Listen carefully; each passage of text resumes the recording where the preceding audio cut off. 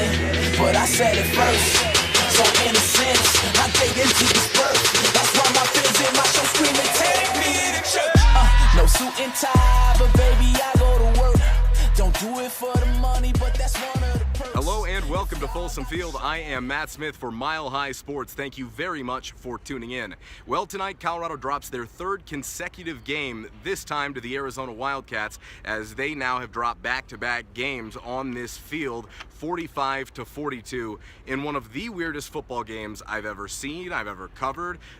This one had a very strange feeling to it. This game started off semi-regular. We knew right away all this week that Arizona was a big-time rushing offense. They were 8th in the country, averaging over 296 yards per game heading into this one. Brandon Dawkins was their starting quarterback. They almost beat Utah 2 weeks ago before their bye week, and Dawkins actually I think he had 3 interceptions, maybe a fumble. I think they turned the ball over 5 times and only lost by 6 points to a ranked team, and the team that's leading the Pac-12 South at the moment in time.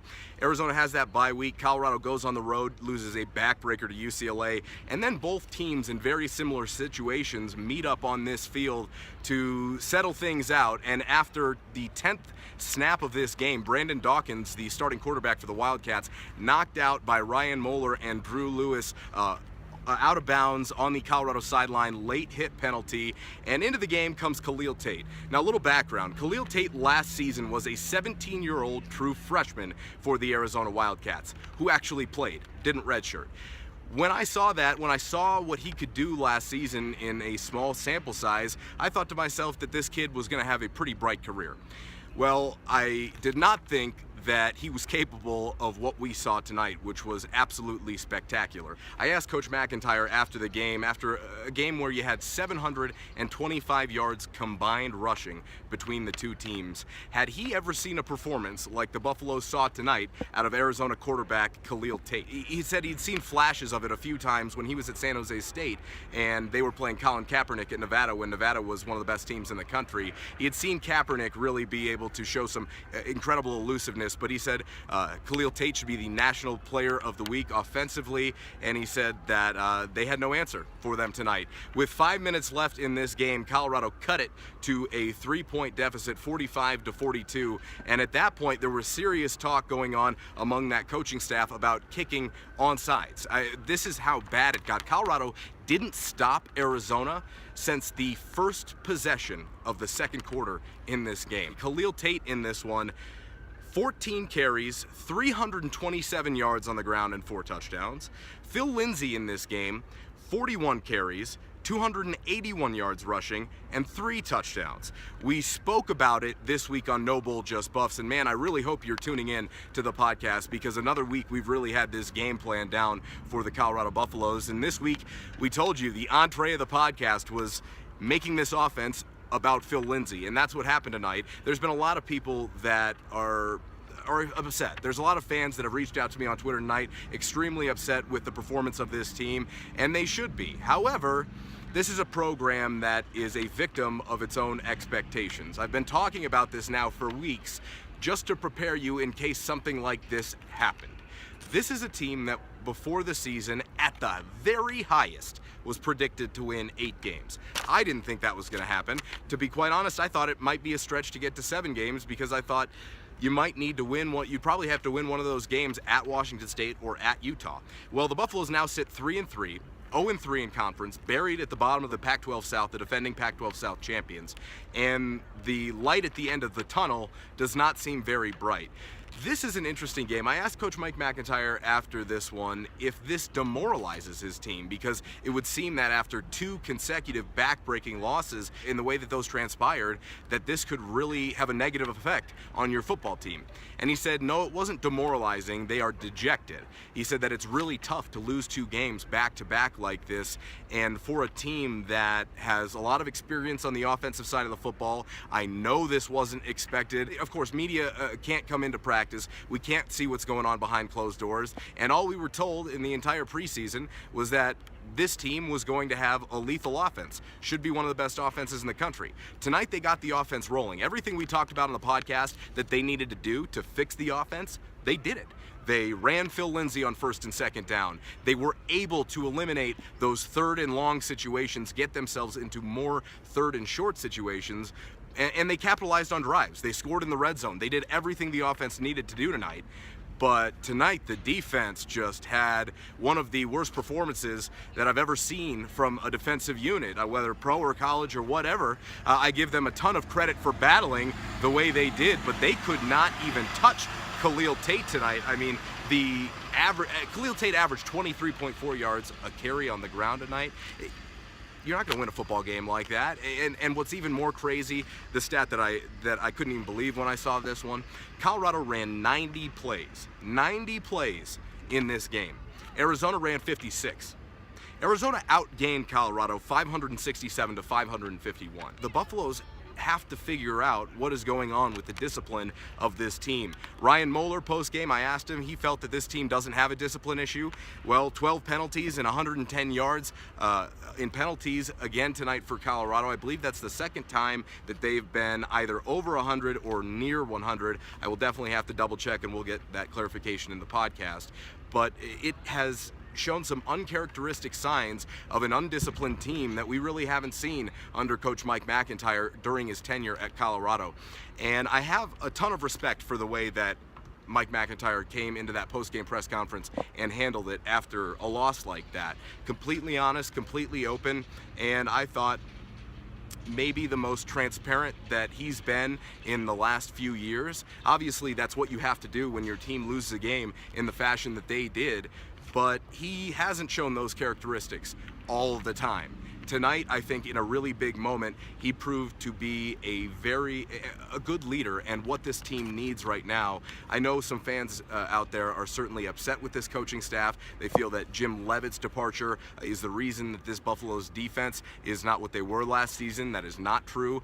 This team doesn't have a ton of speed defensively outside of Evan Worthington, Isaiah Oliver, and Drew Lewis on defense. And quite frankly, when you don't have a ton of speed defensively and you're going up against a quarterback who can make the type of plays that Khalil Tate did tonight, obviously you don't expect to give up 425 yards rushing, but you're going to struggle against them. We knew Arizona would get theirs, but we didn't know that they would get theirs more, and maybe 3 games worth of rushing yards. 425 on the ground for Colorado has to be the most they've given up in a long time. Like I said, the stats and the records from this game are going to be a little bit skewed because of the game that it was, but the one record that is not skewed is the one that Phil Lindsay set tonight. He became the all-time all-purpose yard leader for the University of Colorado in victory. Again, 41 carries, 281 yards, and 3 touchdowns, averaged 6.9 yards per carry, which is outstanding. He did everything he needed to do. He was black and blue after the game, but his demeanor was extremely emotional. He's a kid that really cares about this football team, and the dynamic of this team is going to have to be close-knit the next few weeks. Coach McIntyre was asked about that post-game. How do you respond, and what type of approach do you take after a game like this? And he said that this is really now more than ever when we have to come together and bond and figure out what we can do moving forward. You have to come back to business, come back to practice on Monday, business as usual, and like you approach each and every week. But certainly it would seem that the light at the end of the tunnel continues to get dimmer each week. Now, a bowl game we thought was a foregone conclusion with this team may not be anymore. 6 games obviously required to make it to a bowl game, but with this loss, I'm not sure that there are 3 other games on the schedule right now that you can mark down as for sure wins. This team is going to have to scrap to get to a bowl game. It's a team that I thought would be 7-5 on the season, and a team like that is going to lose some bad games, and obviously nothing like tonight. The game plan tonight, really, the game plan wasn't bad. This is the thing I've been trying to explain to fans. The game plan in this one was pretty spot on for what Arizona presented. Arizona did nothing different that they haven't done all season long. They just came out and made some spectacular plays. Khalil Tate was incredible tonight, and there's something in the water, maybe. This is a situation that we're going to have to keep our eyes on closely. but you can't be encouraged from what you've seen from this University of Colorado program in 2017. Obviously opening the season with 3 straight wins over non-Power 5 opponents. You can be happy with that start, but what they've done here in conference play has been mind-boggling and frustrating, especially for everyone in that locker room. There's another level that they need to get to, and it seems like right now they can't overcome that one last final push and close out the game. I was extremely impressed with how hard they played tonight. I was extremely impressed with their resiliency. The one thing this team lost last season was 27 seniors and a whole ton of leadership.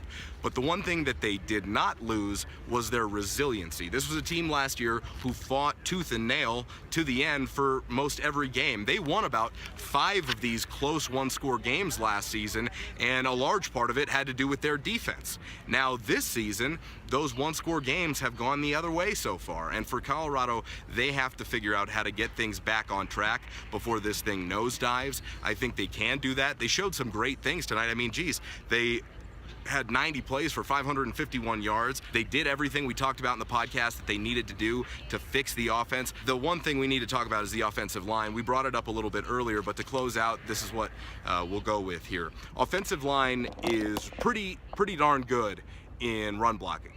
In pass blocking, not so much. This is a offensive line that we all expected to be much better than they have been this season, especially in pass protection. I mean, Steven Montez tonight, once again, under heavy fire. I believe over 4, maybe 5 sacks for Arizona in this one. This is a team who only averaged 1.5 sacks a game coming into it. But the pass protection needs to be asserted and figured out. Isaac Miller was inserted at right tackle in this game for Aaron Hagler. We talked about on the podcast that we thought we might see a rotation, but straight up Miller was the starter. I think that was the right way to go, but at the same time, this Colorado Buffaloes coaching staff cannot stop searching for answers. Nobody has them right now, and you've got to continue to work and continue to grind until you can figure them out.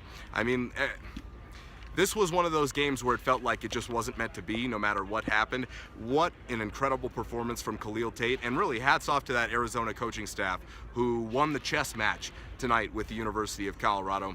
It was a disappointing game for the Buffaloes, and certainly one that is going to make us think about the rest of this season much differently. But moving forward, there needs to be a little time to gain a little perspective.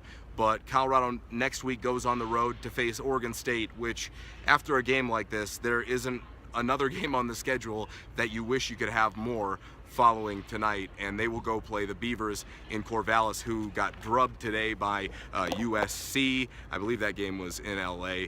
I am Matt Smith from Folsom Field. Thank you very much for tuning in here on Mile High Sports. Make sure you tune into the podcast No Bowl, Just Buffs this week. A ton of football coverage, and also a lot of basketball coverage now as Tad Boyle's Buffs are back on the practice floor getting ready for the 2017-2018 season. Make sure you follow along on Twitter at Real Matt Smith, that's Matt with 1 T, and at Mile High Sports. Until next time, I really appreciate you tuning in, and thanks for your time.